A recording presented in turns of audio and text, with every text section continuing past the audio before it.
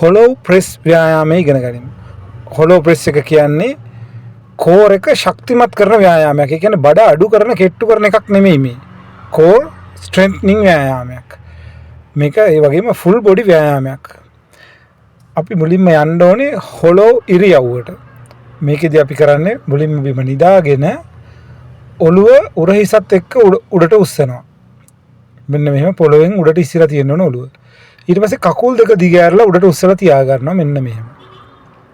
දැන් අර කොඳුයට පෙළිය මැද කොටසත් පොළොවට තද වෙලා තියෙන්න ඕනේ.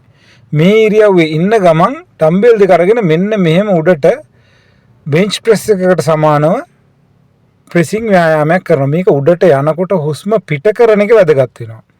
අත් දෙකෙන් උඩට උස්සනකොට හුස්ම පිට කරනවා. අපිට බඩ වටේට තියෙන මාංශ පේශීන්, ඒ කියන්නේ ඉන්ටීරියර් ලැටරල් ඇබ්ඩොමිනල් වෝල් එක ව්‍යායාමයට ලක් වෙනවා දැනෙන්න ඕනේ. මේ විදිහට ඔල්ටර්නේට් කරන්නත් පුළුවන්. මාරුවට මේ ප්‍රෙස් එක කරන්නත් පුළුවන්. මේ වර්ග දෙකම අපිට පාවිච්චි කරන්න පුළුවන් මේ කෝර් ස්ට්‍රෙන්ත්නින් වලට. බඩ වටේට තියෙන මාංශ පේශීන් ශක්තිමත් කිරීමට සහ වර්ධනය කිරීමට.